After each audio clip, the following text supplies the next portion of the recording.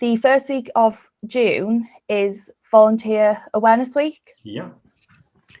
So I was wondering how you found out about volunteering and what your experience has been.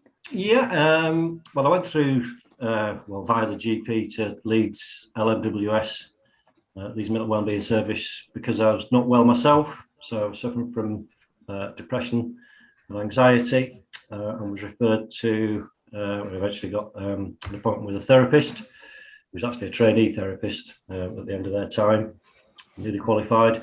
And towards the end of my time with CBT, I was given the option of going to an employment advisor because I was out of work at the time. And again, I had a few sessions with the employment advisor who flagged up Touchstone and the peer support service. So asked me if it was something I'd be interested in to kind of get me up and out again. And I said, yeah, absolutely. So I did a little bit of research and read up on it. And once it's been pointed in the right direction, in that respect, I've never looked back. How long have you been volunteering with Touchstone now? Oh gosh, that's a question. I think when I first started training was probably April last year. I think it was just after lockdown had started, so all the training was done online, obviously. And then it was a little period after that had finished, probably towards the end of last year, when I was officially given my first client to kind of have a meeting with, albeit a virtual meeting. It's actually a phone call. So a good few months now, and I've worked with different clients. It's good. I enjoy it. Yeah, it's been just over a year now. Yeah. It's I think it's a great scheme to get people with lived experience to kind of take part in it and join in and share their experiences. I think it's really good. I could have done with it myself, let's put it that way, when I was going through therapy.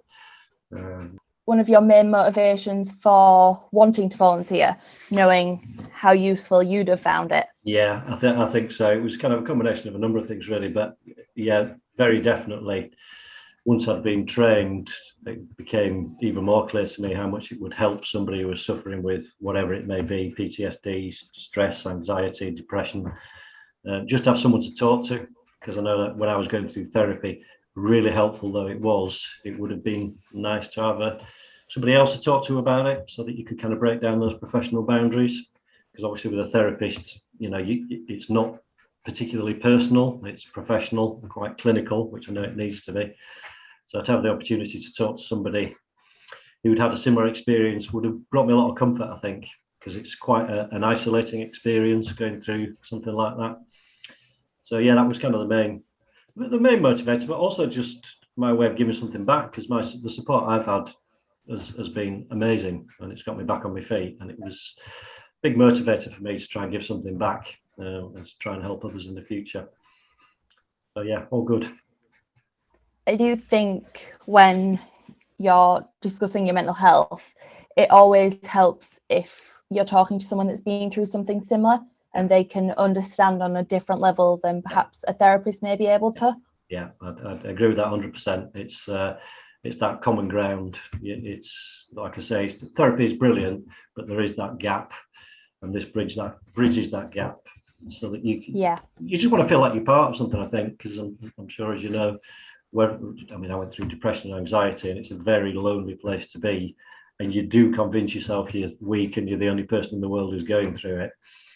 But actually, if you talk to people who've been through similar things, a lot of what you hear is like, yeah, I felt like that. That applies to me, and it makes you it builds your confidence back up slowly, so that you don't feel like such an outsider, I guess.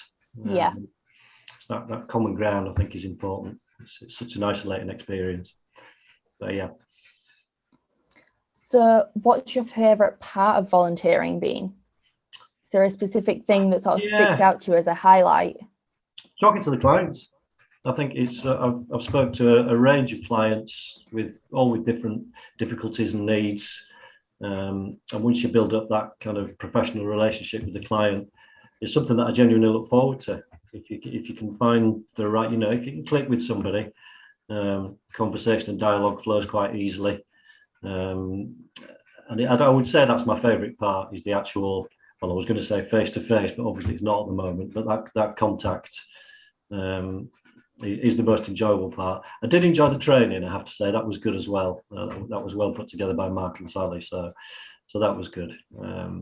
But yeah, that's my favourite bit, because it's mutually beneficial. You'd like to think you've helped somebody, but actually I find it helps me as well. So it's a bit of a win-win, really. Yeah, definitely. Sort of that give and take both ways. Yeah. And it kind of made me realise as well that it's okay for it to be like that. It's for it to be mutually beneficial is a good thing. I kind of went into it initially thinking, oh yeah, I've got to help somebody else, I've got to do that. But then you realise, yeah, but you can get something out of it as well. That's all right. Yeah. It's very rewarding, I would say.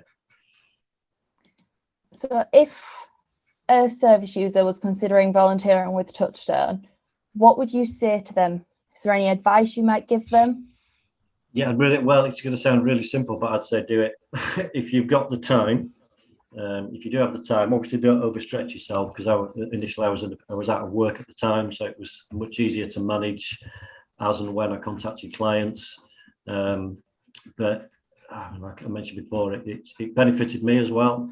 So if you're thinking about doing it, I would strongly recommend it, because it's done a lot for me. I mean, I'm out working again now, and I'd say Touchstone's a good part of that kind of dipping my toes into mixing with other people again, trying to help others, build my confidence back up, and got me back into the world of work again. So it's a win all round. As long as you engage with it properly, and you follow the training and follow the advice, and keep an eye on your own mental health.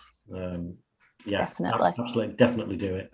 Honestly, I've never regretted it for a second, and I hope to continue, into the future.